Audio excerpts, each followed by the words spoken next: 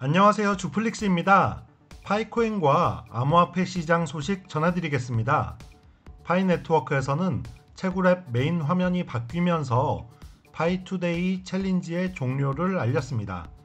이 챌린지와 바로 이전 소식이었던 KYC 및 마이그레이션 유예 기간 시행은 비슷한 목적을 가지고 있다고 생각되는데요. 오픈 메인넷을 시작하기 위한 기초 중에 KYC와 마이그레이션을 최대한 많은 사람들이 시도하도록 유도하는 것이라고 봅니다. 물론 이미 진행 중이지만 오랜 대기 기간으로 지쳐 계신 많은 채굴자분들은 새로운 채굴자들의 인증보다 이미 진행되고 있는 인증건의 해결을 바라실 수도 있겠습니다.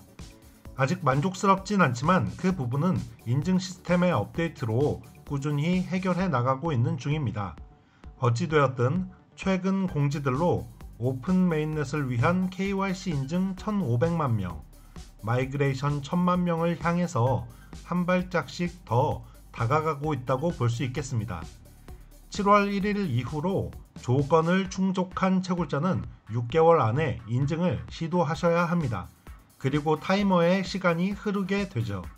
타이머가 0이 되면 6개월 이전에 채굴한 코인은 받을 수 없게 되는 손실을 입을 수 있는데요.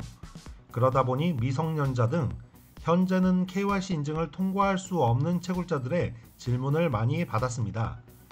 KYC 인증을 하기 전에 미성년자인지 알 수가 없는데 인증은 미성년자라서 통과할 수가 없고 채굴한 코인이 사라질 수도 있는 시간 제한, 타이머가 시작되어 버릴 수 있겠죠. 그래서 이 문제를 해결해야 할 시간이 촉박해졌는데요. 일단 해결책이 나올 때까지 조금 더 기다려 보아야 하겠지만 미성년자들의 채굴앱 타이머 시간이 흐르고 있다면 그 시간이 다 지나가기 전에 핵심팀에서 대책이 나와야만 하겠습니다. 일단 미성년자들은 KYC 인증 신청을 하지 말고 기다리라는 모더들의 언급이 있었습니다.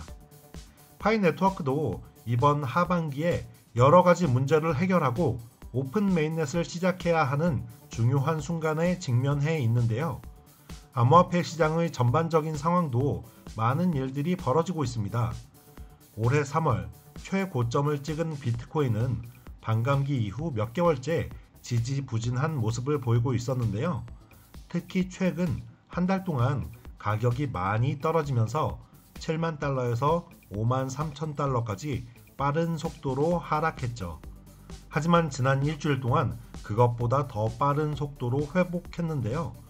여러 가지 요인이 있었겠지만 독일 정부에서 던진 약 5만 개의 비트코인과 마운트 곡세에서 나올 예정인 약 14만 개의 비트코인에 대한 공포가 시장을 지배했고 하락의 주요 원인이었다면 이제 독일 정부에서 나온 비트코인들은 모두 시장에서 받았고 더 이상 나올 것이 없다는 점, 마운트 곡세에서 보상을 받은 사람들이 코인을 전부 팔지는 않을 것이라는 점과 한꺼번에 물량이 나오지는 않을 것이라는 점, 물량이 나와도 충분히 시장에서 소화할 수 있다는 것, 이렇게 악재가 해소되어가며 호재로 바뀌고 있습니다.